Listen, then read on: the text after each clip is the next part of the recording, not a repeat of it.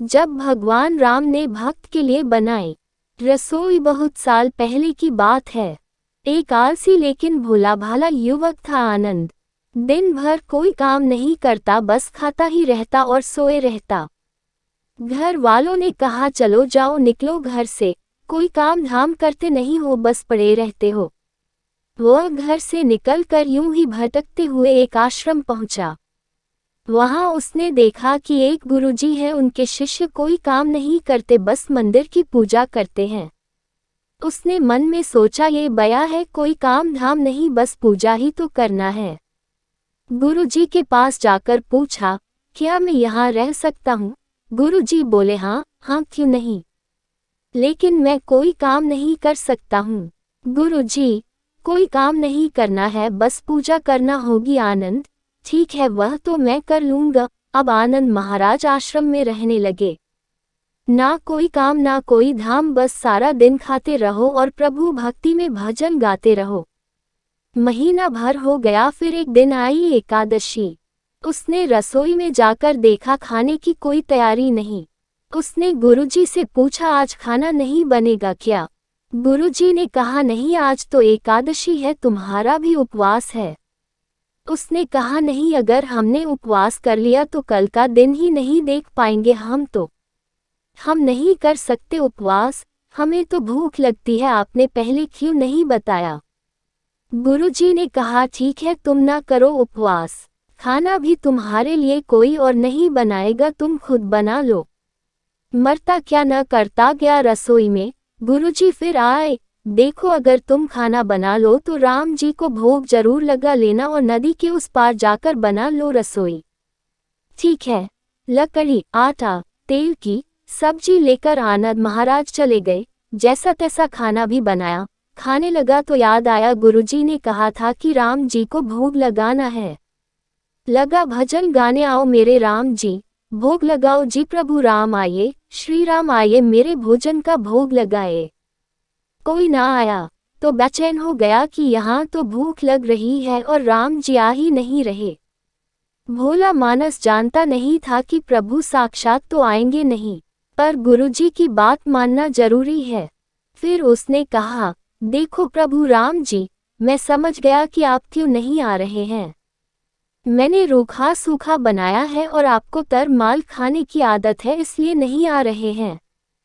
तो सुनो प्रभु, आज वहाँ भी कुछ नहीं बना है, सबको एकादशी है, खाना हो तो ये भोग ही खा लो। श्री राम अपने भक्त की सरलता पर बड़े मुस्कुराए और माता सीता के साथ प्रकट हो गए। भक्त असमंजस में, गुरुजी ने तो कहा था कि राम जी आएंगे, पर यहाँ तो माता सीता भी आई हैं और मैंने तो भोजन बस 2 लोगों का बनाया है। चलो कोई बात नहीं, आज इन्हें ही खिला देते हैं। बोला प्रभु मैं भूखा रह गया, लेकिन मुझे आप दोनों को देखकर बड़ा अच्छा लग रहा है, लेकिन अगली एकादशी पर ऐसा न करना, पहले बता देना कि कितने जन आ रहे हो, और हाँ थोड़ा जल्दी आ जाना। राम जी उसकी बात पर बड़े मुदित हुए, प्रसाद ग्रहण करके चले गए।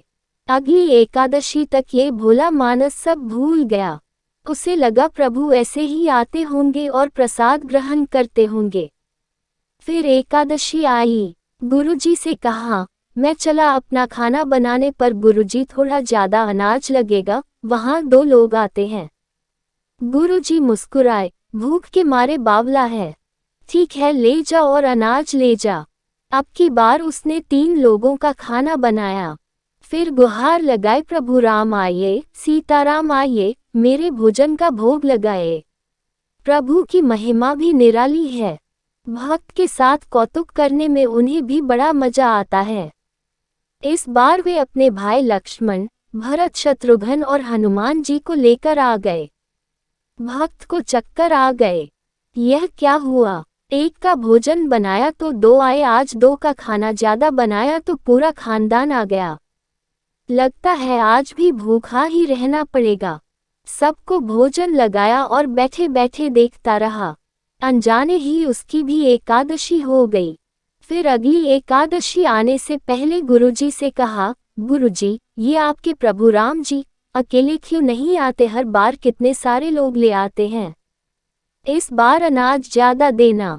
गुरुजी को लगा, कहीं यह अनाज बेचता तो नहीं है, देखना पड़ेगा जाकर। भंडार में कहा, इसे जितना अनाज चाहिए दे दो और छुपकर उसे देखने चल पड़े।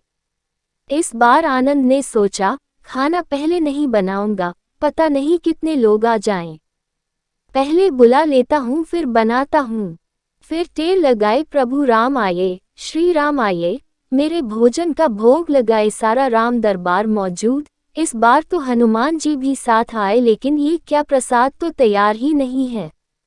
भक्त ठहरा भोला भाला, बोला, प्रभु इस बार मैंने खाना नहीं बनाया। प्रभु ने पूछा, क्यों? बोला, मुझे मिलेगा तो है नहीं, फिर क्या फायदा बनाने का, आप ही बना लो और खुद ही खा लो। राम जी मुस्कुराए, सीता माता भी गदगद हो गई उसके मासूम जवाब से। लक्ष्मण जी बोले, क्या करे प्रभु? प्रभु बोले, भक्त की इच्छा है पूरी तो करनी पड़ेगी, चलो लग जाओ काम से। लक्ष्मण जी ने लकड़ी उठाए, माता सीता आटा सानने लगी। भक्त एक तरफ बैठकर देखता रहा। माता सीता रसोई बना रही थी तो कई ऋषि मुनि, यक्ष, गंधर्व प्रसाद लेने आने लगे। इधर गुरुजी ने देखा खाना तो बना नहीं, भक्त एक कोने में बैठा है। पूछा, बेटा क्या बात है, खाना क्यों नहीं बनाया?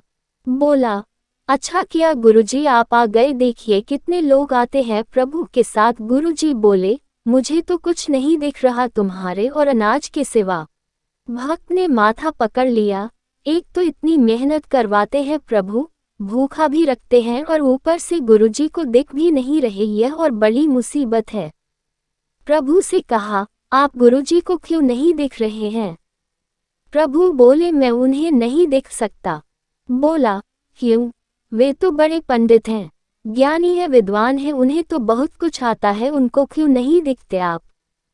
प्रभु बोले, माना कि उनको सब आता है पर वे सरल नहीं है तुम्हारी तरह, इसलिए उनको नहीं देख सकता। आनंद ने गुरुजी से कहा, गुरुजी प्रभु कह रहे हैं आप सरल नहीं है इसलिए आपको नहीं दिखेंगे। गुरुजी रोने लगे, वाकई मैंने सब कुछ पाया पर सरलता नहीं पा सका तुम्हारी तरह, और प्रभु तो मन की सरलता से ही मिलते हैं। प्रभु प्रकट हो गए और गुरुजी को भी दर्शन दिए। इस तरह एक भक्त के कहने पर प्रभु ने रसोई भी बनाई। ये भक्ति कथा लोकश्रुति पर आधारित है। कहानी पसंद आई हो तो चैनल को सब्सक्राइब करें प्लीज, और वीडियो को लाइक शेयर करें। ऐसी ही और कहानियाँ सुनने के लिए बेल प्रेस करें। प्रभु श्री राम की कृपा बनी रहे। धन्यवाद, आपका दिन शुभ हो। बच्चों, ये कहानी आपको कैसी लगी? कृपया कमेंट करें।